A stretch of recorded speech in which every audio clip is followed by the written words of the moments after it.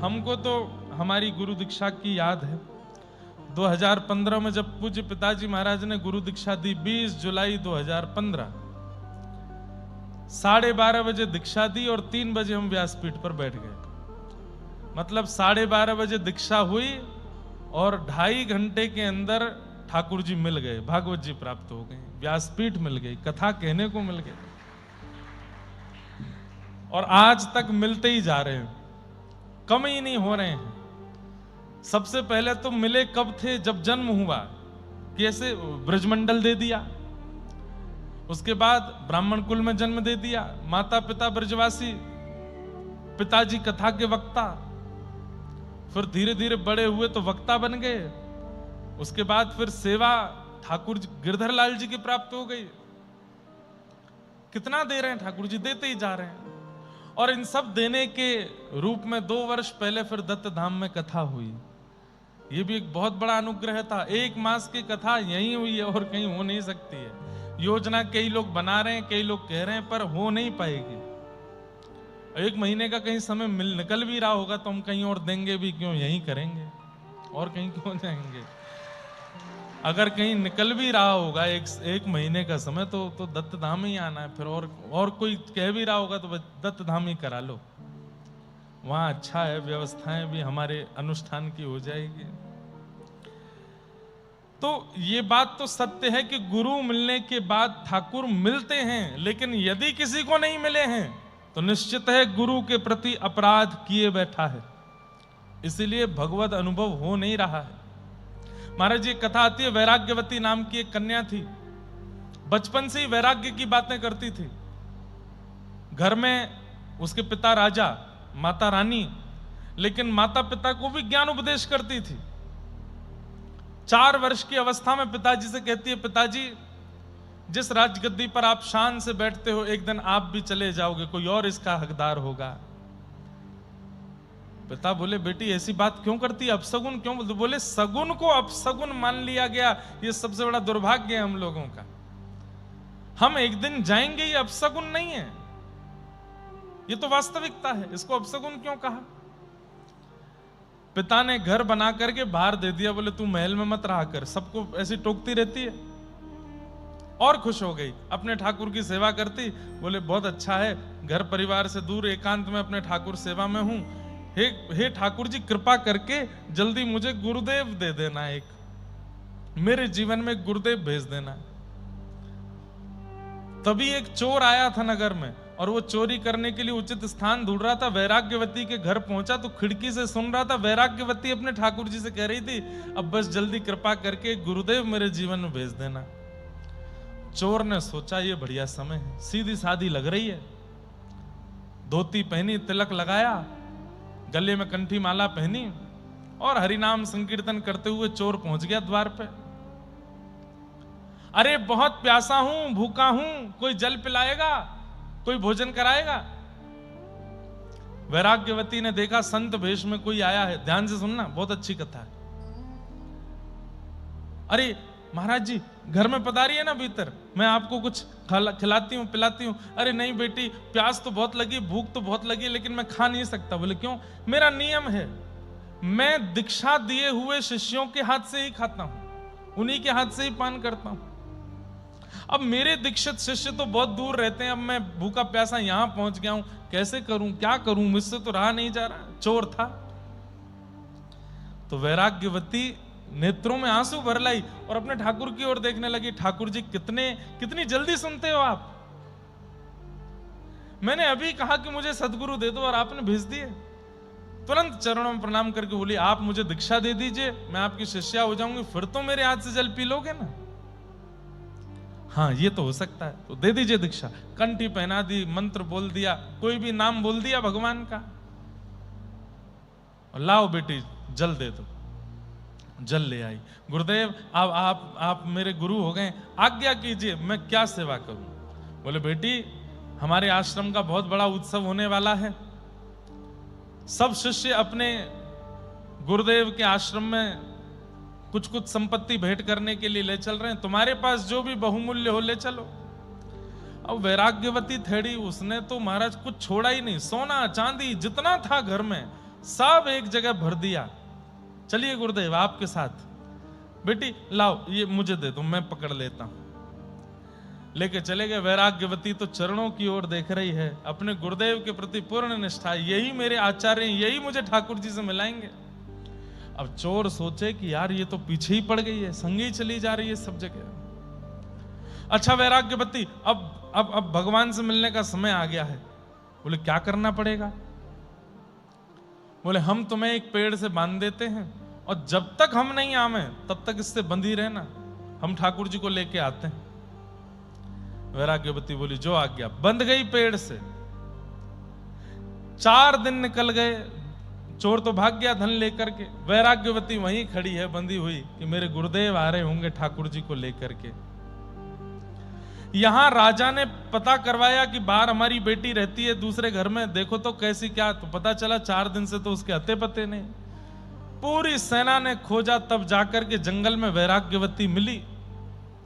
राजा ने कहा बेटी तू यहां बंदी है? बोले पिताजी छूना नहीं, मेरे गुरुदेव बांध के गए मुझे, और आप मत आइए यहाँ पे, आप चले जाओ, वो ठाकुर जी को लेके आ रहे होंगे, अभी मैं दर्शन करके निवृत्त होने वाली हूं। अरे बेटा ये तुझसे किसने कह दिया? कौन गुरु, कहां, क्या क्या हुआ? ये सब कुछ नहीं है। नहीं नहीं आप विक्षेप मत डालो, मैं बस ठाकुर जी से मिलूंगी। अब पिता ने जाकर के एक संत से कहा, संत ने समझाया, वैराग्यवती नहीं मानी। और बड़े संत के पास गए तो एक साधु महात्मा बोले मैं नारद जी को बुला सकता हूं पृथ्वी पर, वो यदि समझा दें तो मान जाएगी। नारद जी आ गए, करताल वीणा लेकर के नारद जी सामने प्रकट हो गए। वैराग्यवती बोली आप संभवतः भगवत हरिदास वर्य श्री नारद जी हैं? जी बड़े, ये तो होना ही था, मैंने कथा में सुना है नारदो देव दर्शन, देव दर्शन से पहले नारद जी का दर्शन होता है। अब ठाकुर जी का दर्शन होने वाला है, इसीलिए आप आए हैं ना? नहीं बेटा इसलिए तो नहीं आया हूं, बल्कि मैं तुम्हें सच्चाई बताने आया हूं कि जिसको तुमने गुरु मान लिया है वो तो चोर है, वो तो चोर है। वैराग्यवती ने आंख बंद कर ली। नारद जी बोले क्या हुआ? बोले मेरे गुरुदेव के प्रति उल्टी सीधी बात बोलने वाला, उनके ऊपर आक्षेप करने वाला, चाहे नारद भी क्यों ना हो, मैं नहीं देखूंगी, चले जाओ आप यहां से। मेरे गुरु के प्रति आप चोर क्यों कह रहे हो? अरे वो चोर ही है। वैराग्यवती बोली मुझे छूना नहीं, नहीं तो मैं आत्म अग्नि प्रकट करके जल के भस्म हो जाऊंगी और यहां से नहीं जाऊंगी जब तक मेरे गुरु नहीं आएंगे। नारद जी बोले राजा तुम घबराओ नहीं, हम महादेव को लेके आते हैं, देवादिदेव महादेव आके समझाएंगे, उनकी बात तो मानेगी। साक्षात त्र्यंबकेश्वर भगवान प्रकट हो गए, सामने महादेव खड़े हैं और वैराग्यवती देख रही है, आप संभवतः महादेव हैं। हाँ देवी बड़ी कृपा, ये तो होना ही था, पहले नारद जी अब महादेव, अब जल्दी ही बस ठाकुर जी का दर्शन होने ही वाला है, इसीलिए तो आप सब आ रहे हैं। बोले नहीं बेटा हम इसलिए नहीं आए, हम तो ये बताने आए हैं कि तुम्हारे गुरु जी जो हैं वो चोर हैं। वैराग्यवती ने फिर नेत्र बंद कर लिए। बोले मैं महादेव को भी नहीं निहारूं अगर मेरे गुरुदेव की निंदा करेंगे तो। राजा बोले नारद जी धरे रह गए, महादेव भी कुछ नहीं कर पाए, मेरी बेटी कैसे ठीक हो? महादेव बोले अब तो रुको, हम नारायण को ही लेके आते हैं, ईगो पे बात आ गई है हमारे। शंख चक्र गदा पद्मधारी गरुण पर बैठ के नारायण प्रकट हो गए सामने, और प्रकट होकर के बोले वैराग्यवती नेत्र खोलो। नेत्र खोल करके देखा तो साक्षात परमात्मा खड़े हैं। अब तो नतमस्तक हो गई, जय हो कृपा हो गई। ये तो मुझे पता था मेरे गुरुदेव की निष्ठा का फल मिलेगा। नहीं हम तो ये बताने आए हैं कि तुम्हारे गुरु जो हैं वो चोर हैं। बोले मेरे गुरु यदि चोर हैं, ऐसा कोई भक्त बता दीजिए जिसको दीक्षा के 7 दिन के अंदर नारद जी महादेव और नारायण तीनों दिखे हो। मुझे दिखे हैं, ये मेरे गुरुदेव की कृपा है।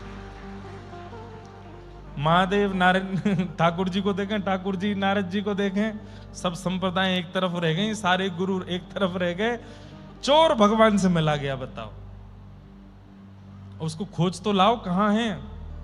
महादेव बोले मैं जाता हूं। ध्यान लगाया, श्रृंगी भृंगी से पूछा ढूंढो कहां है।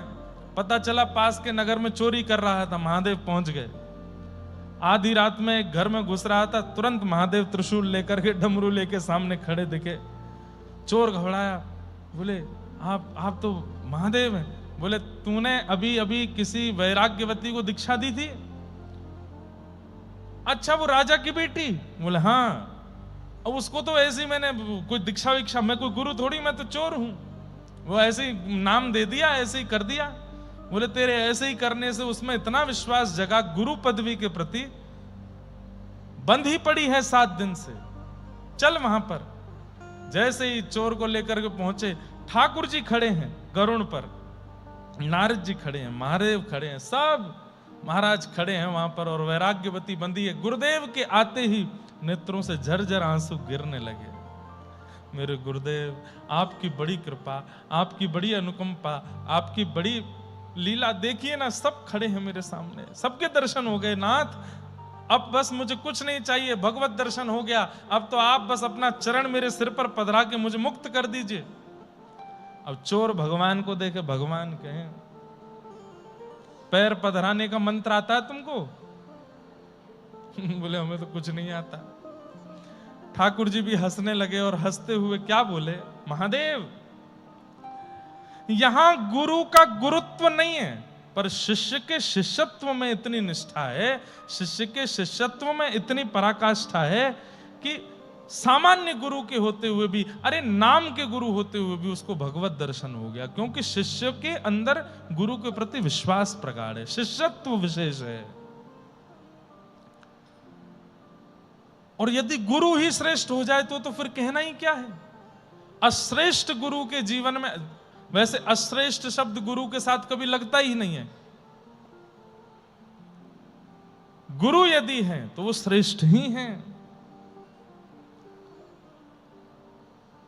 हर दिन गिना कीजिए दीक्षा के बाद कितने दिन हो गए शरणागति हुए, बस अब मिलेंगे, अब मिलेंगे, आज का दिन और देखते हैं, आज और देखते हैं, आज और देखते हैं, ऐसे करना पड़ेगा। और गुरु को परब्रह्म मानते हुए करते रहो, ये एक दिन प्रकट होंगे सामने, ठाकुर जी को आना पड़ेगा।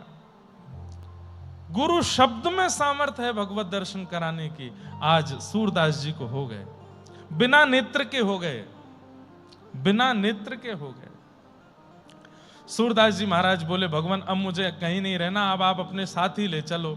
तो श्रीमद् वल्लभाचार्य महाप्रभु सूरदास जी को पहली बार लेकर के गोकुल आए और गोकुल में अपने सेवा के ठाकुर जी के दर्शन कराए। श्री नवनीत प्रियालाल जी आज भी विराजमान है नाथ द्वार में। एक हाथ में मक्खन है और एक हाथ में जो ये नीचे हाथ है लड्डू गोपाल जी के, जो हाथ में यहां पे ये तो मक्खन है, और जो नीचे हाथ है इसमें भी कुछ रखा रहता है, वो क्या है? मिट्टी का पात्र होता है ना, उसको क्या बोलते हैं? कुल्हड़। हमारे यहाँ कुल्हड़ बोलते हैं, और जगह सकोरा बोलते हैं, और क्या बोलते हैं आपके यहाँ? क्या बोलते हैं मिट्टी के पात्र को जिसमें जल आदि पिया जाए? हैं? नहीं, सकोरा ही तो बोलते हैं। तो श्री ठाकुर जी का जो नीचे वाला हाथ है उसमें आधी छाछ भरा हुआ सकोरा है हाथ में, और ऊपर वाले हाथ में मक्खन है, वो नवनीत प्रियालाल जी। और ये भेद भी सूरदास जी ने बताया। जैसे ही सूरदास जी को लेकर के गए हैं और कहा सूरदास जी सामने हमारे सेवा के ठाकुर जी नवनीत प्रियालाल बैठे हैं, कैसी झांकी है जरा देख के बताओ। नेत्र नहीं है, मैंने कल बताया था नेत्रों की पुतली भी नहीं है, आकृति भी नहीं है सूरदास जी के, केवल श्वेत श्वेत, आंख खुलती है तो बस सफेदी दिखाई देती है। और सूरदास जी गा रहे हैं, आहा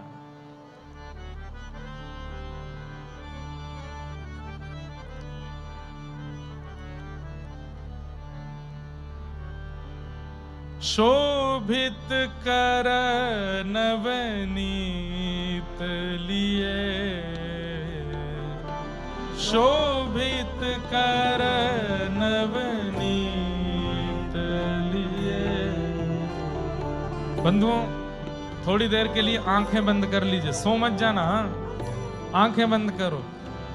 और सूरदास जी को जो दर्शन हो रहा है वो उनके शब्दों से यहीं बैठे बैठे कीजिए, बस शब्द समझने का प्रयास कीजिए। एक हाथ में ठाकुर जी ने मक्खन लिया है और श्री सूरदास जी उनकी झांकी का वर्णन कर रहे हैं। शोभित कर नवनीत लिए, शोभित कर नवनीत,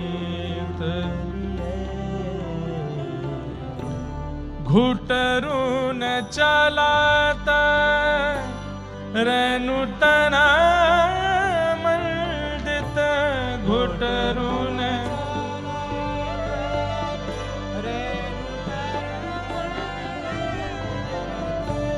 घुटरू न चलाता रेणु तन मंडित,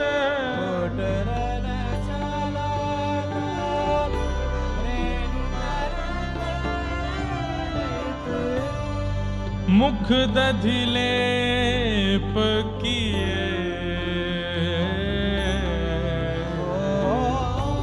मुख दधिलेप किए। बंधुओं, मान लीजिए कि ये नवनीत प्रियालाल जी बैठे हैं, सामने सब दर्शनार्थी खड़े हैं और सूरदास जी विपरीत दिशा में मुंह करके बैठे हैं। नेत्रहीन को क्या पता कि कहां बैठे हैं ठाकुर जी। पूरी दुनिया इधर की तरफ मुंह करके बैठी है, वो दुनिया की तरफ मुंह करके बैठे हैं और गा रहे हैं कि मेरे गुरुदेव के ठाकुर जी कैसे हैं। शोभित कर नवनीत लिए,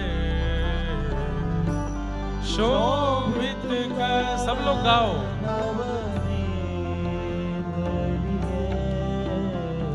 हे घुटरू न चलाता रेणु तना मंडित,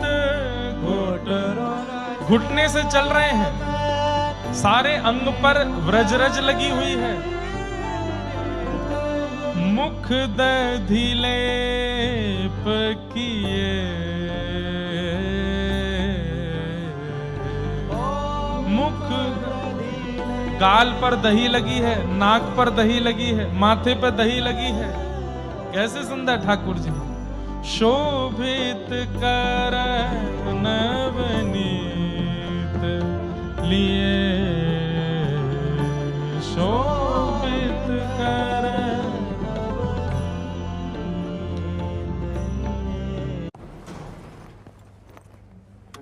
पता है कल ना मैं मार्केट गई थी। वेट लोल लो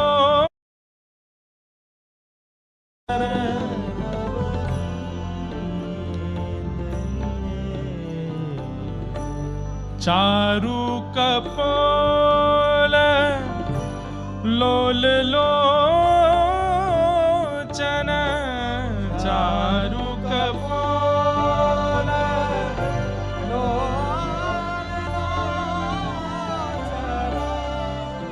चारू कपोल मतलब ठाकुर जी के गोल मटोल गाल हैं, खूब गोल गोल गाल हैं, चमक रहे हैं। और लोल लोचन यानी कि गोल गोल आंखें हैं, और कैसी हैं? कमल जैसी हैं। खूब बड़ी बड़ी आंखों से ठाकुर जी टुकुर टुकुर देख रहे हैं। चारू कपोल लोल लोचन, चारू कपोल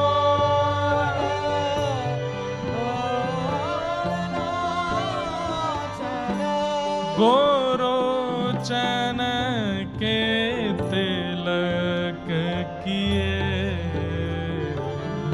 गोरोचन के तिलक। हमारे महाराज जी 2015 में दास के पूज्य नाना जी, उन्होंने हमको व्यासपीठ पे पूज्य पिताजी, नाना जी और हमारे गुरुदेव सबने मिलके बिठाया। नाना जी होते ना तो यहाँ निश्चित ही रुक जाते, और जैसे मुकुंद काका यहाँ रह करके पूरा पुरुषण हमारे नाना जी भी करते। बहुत अच्छे विद्वान थे, भागवत के व्रज साहित्य के इतने अच्छे विद्वान थे। वे इस पर एक बहुत अच्छी बात कहते थे। बोले लाला, यहाँ पे सूरदास जी कह रहे हैं गो रोचन तिलक किए। गो रोचन जो होता है वो गाय के माथे में होता है अंदर, और कभी कभी गैया के भीतर से गोरोचन निकल के आता है जिसमें इत्र जैसी सुगंधी होती है। लेकिन हमारे पूज्य नाना जी बोले अब गोरोचन समझाना मुश्किल होगा, लेकिन यहां जो झांकी बनती है कैसी, अभी थोड़ी देर पहले कह रहे हैं कि दधि मुख लेपत दही मुख पर लगा रखा है, और अब कह रहे हैं कि गोरोचन तिलक किए, तो इसकी झांकी कैसे बनती है? मैंने कहा कैसे बनी नाना जी? बोले यशोदा मैया अपनो श्रृंगार करे तो एक सफेद बिंदी लाल बिंदी, सफेद बिंदी लाल बिंदी, सफेद बिंदी लाल बिंदी, ऐसे पत्रावली बनावे, लाला रोज देखे और कन्हैया के मन में आवे जे मैया तो इतनी बढ़िया बिंदी लगावे, मैं कऊ दिना लगाऊंगो। सो आज ठाकुर जी दही हाथ में लेकर के और गौशाला गुटमुन गुटमुन चल के पहुंच गए, तो एक बिंदी तो दही की लगा रहे हैं और एक बिंदी गोबर की लगा रहे हैं, फिर एक बिंदी दही की लगा रहे हैं और एक बिंदी गोबर की लगा रहे हैं। तो दही गोबर दही गोबर दही गोबर ऐसे ठाकुर जी ने अपने हाथ से अपने मुख पर लगाई हैं। अच्छा, 1.25 वर्ष के हैं ठाकुर जी इस लीला में। 1.25 वर्ष का बालक कोई स्पष्ट बिंदी तो नहीं लगा सकता, एक बिंदी यहां लगाते हैं, एक बिंदी यहां लगा ली है, एक बिंदी यहां लगा ली है, एक तो ऐसे गोरोचन का तिलक किया है। अब इसमें आश्चर्य की बात क्या है? बोले क्या? नेत्र वालों को ऐसा दर्शन नहीं हो रहा, पर बिना नेत्र वाला सूरदास गा रहा है और वो वहीं देख करके अनुभव करके बता रहा है। गोरोचन के तिलक किए, गोरोचन के तिलक किए, शोभित कर नवनीत लिए, शोभित कर नवनीत। झांकी बनाते जाइएगा चित्त में। घुटने से चल रहे हैं, एक हाथ में मक्खन है, मुख पर दही और गोबर लगा हुआ है, तन पर रज लगी हुई है, और उसके आगे क्या वर्णन कर रहे हैं श्री सूरदास? लट लटकनी मनो मत मधुप गण, लट लटकनी मानो मत मधुप। इतना सुंदर भाव है, क्या बताऊं मैं। सूरदास जी कह रहे हैं मानो ठाकुर जी का मुखमंडल जो है वो नील कमल है, और उस मुख पर जब भगवान के घुंघराले केश कभी कभी नेत्रों के आगे मुखमंडल गाल पर आ रहे हैं, तो ऐसा लग रहा है मानो नील कमल के ऊपर भौरे मंडरा रहे हों, मतवाले भौरे मंडरा रहे हैं। मधुमत लट लटकनी मानो मत मधुप गण, लट लटकनी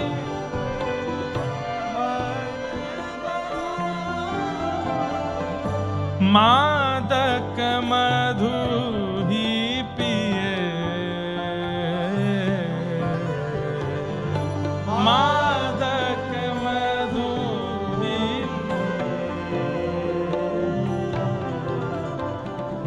बड़े बड़े केश हैं ठाकुर जी के, और बड़े केशों की अधिकतर बेणी चोटी पीछे बनाई जाती है, पर यशोदा मैया लाला की चोटी यहां बनाती हैं, सिर के ऊपर सारे बाल इकट्ठे करके यहां पे चोटी बनाती। और जैसे ही ठाकुर जी मुख पर घी लगा के, दही लगा के, गोरोचन लगा के, हाथ में मक्खन लिए रज में लोटपोट होते हुए चल रहे हैं, तो केश तो अच्छे से बंधे ही हैं, पर वो अपने आप ही निकल रहे हैं, जानबूझ के निकल रहे हैं, और आकर के मानो ठाकुर जी के कपोलों का, ठाकुर जी के मुखमंडल का स्पर्श कर रहे हैं। लेकिन सूरदास जी कह रहे हैं भौरे मंडरा रहे हैं ऊपर, केश बार बार ऊपर आ रहे हैं, हट रहे हैं, आ रहे हैं, हट रहे हैं, लेकिन तभी क्या कह रहे हैं? मत मधुप गण मादक मधु ही पिए। कभी कभी वो केश लहराता हुआ जब गाल पर लगे हुए दही से जाके चिपक जाता है तो ऐसा लग रहा है कि मानो एक भौरा उनमें से मादक हो गया है, एक भौरा उनमें से मतवाला हो गया है और जाकर के उस पुष्प पर बैठ गया है। अब खींचने पर भी, अब निकालने पर भी छोड़ नहीं रहा है पुष्प को, मानो वो केश यहीं अटक गया है गाल के ऊपर। छोटे से लाला, छोटे से कन्हैया अपने हाथ से जब हटाने का प्रयास करते हैं तो हाथ में लगा मक्खन और दही और ज्यादा मुख पे लग जाता है और केश हट नहीं पाता, और ज्यादा आगे आगे आगे। सूरदास जी वर्णन करते हैं, शोभित कर नवनीत लिए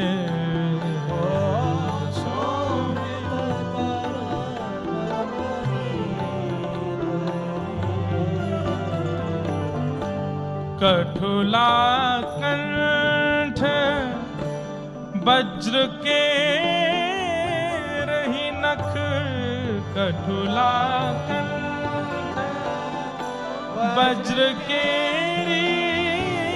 नख, राज तरुचि रहिए, राज तरुचि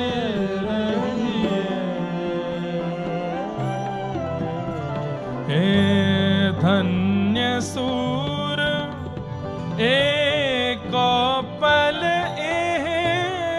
सुख, धन्य सूर एक पल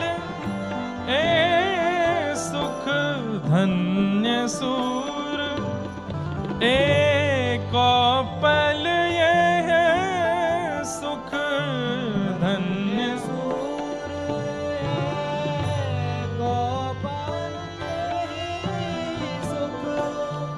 सतकल्प क्यों जिए, हाँ सतकल्प क्यों जिए, हे शोभित कर नवनीत लिए,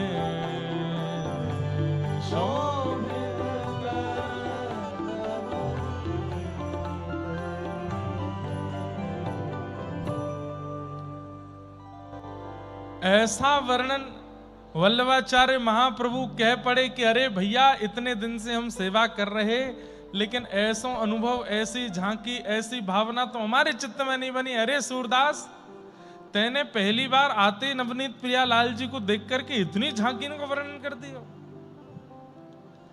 सूरदास जी बोले, सब आपकी कृपा है, मोसो मत कहो, मुझे तो कभी होते ही नहीं थे अनुभव। आपने जब से मुझ पर कृपा करके दीक्षा प्रदान की तब से ये सब अनुभव हो रहे हैं। नाथ, सब आपकी कृपा है, आपकी कृपा से ही सब हो रहा है। सूरदास जी गोकुल आए, नवनीत प्रियालाल जी का सुंदर दर्शन किया और फिर श्रीमद महाप्रभु इनको गोवर्धन लेकर के गए और गोवर्धन में जब श्रीनाथ जी का दर्शन किया, एक भुजा ऊपर दूसरी भुजा कटी पर, जैसे ही श्रीनाथ जी के रूप का दर्शन किया, सूरदास जी तो भाव विह्वल हो गए और देखते रह गए बस उसी झांकी को। और बस अब कह दिया कि अब मैं कहीं और नहीं जाना चाहता, हे गुरुदेव कृपा करो, अब सदा इसी गिरिराज जी की तलेटी में ही रहना है, गोवर्धन में ही रहना है। और तब एक पद और गाया। अब सूरदास जी का चरित्र है तो पद ही पद है, लेकिन मैं गाऊंगा थोड़ी देर बाद में। नाचो बहुत गोपाल, अब मैं नाचो बहुत गोपाल, काम विषय को पहल चोलना, कंठ विषय की माल, अब मैं नाचो बहुत गोपाल। श्रीनाथ जी के चरणों में प्रणाम करते हुए, वंदन करते हुए बोले कि हे श्री जी बाबा, हे श्रीनाथ जी, बहुत नाच लिया अब संसार में, अब कहीं नहीं जाना, अब आप अपनी चरण शरण रखिए, अब मुझे और कहीं मत जाने दीजिए। श्रीनाथ जी की शरण में रहने लगे श्री सूरदास जी। महाप्रभु जी तो यात्राओं पर निकल गए, फिर महाप्रभु जी के पुत्र हुए श्री विठलनाथ जी। सूरदास जी 100 वर्ष से ज्यादा आयु जी करके रहे पृथ्वी पर, और वो भी क्यों, अंत में बताऊंगा मैं इतना लंबा क्यों जिए। विठलनाथ जी की सेवा होने लगी। आप गुरुपुत्र को गुरु समान ही मानते थे, गुरुपुत्र श्री विठलनाथ जी को भी गुरु रूप में ही देखते थे।